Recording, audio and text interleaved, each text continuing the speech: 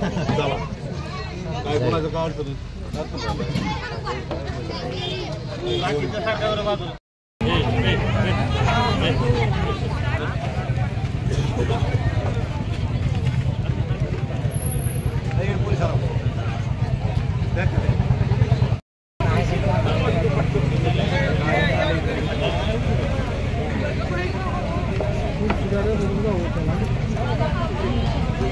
Madam चिल्की हा मुलाखत नकार दिला म्हणून सांगायला दुसऱ्या गाडीत व्यवस्था करा दिली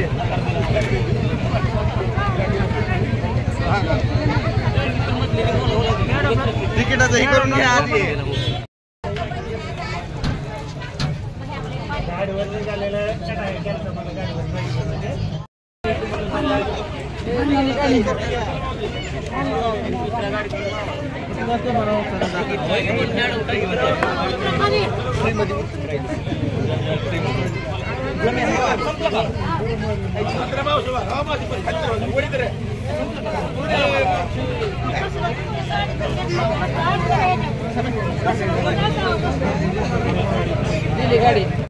काय झाले नेमकं? ती मॅडम रस्त्याने बी सगळ्यांना तिकिटासाठी पैशासाठी चिडचिड करतो.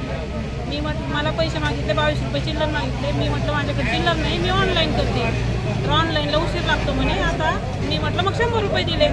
100 रुपये दिल्यानंतर माझ्या पायावर पाय असं ढकलून गेली पलीकडे तिकीट घ्यायला दुसऱ्याला द्यायला. आणि नंतर मी माझ्या भावाला फोन केला आणि सांगितलं की 22 रुपये घेऊन तिथं स्टँडवर थांब, मी येते. गाडी थांबत नाही जास्त वेळ. 100 रुपये दिले. आपल्याला 22 रुपये द्यायचे आणि त्याच्याकडून 100 रुपये घ्यायचे. माझा भाऊ घेत होता तेवढे. तिला घेतले त्याला असं हे करून म्हणे खाली उतर म्हणे, पैसे झालं तुझं काम म्हणे, खाली उतर. आणि माझं चोत म्हणून शिव्या देऊ लागली, असे घाणघाण शिव्या देऊ लागली. कोणत्या बसमध्ये तुम्ही प्रवास करत? गाडी का थांबली मग आता इतकी वेळ?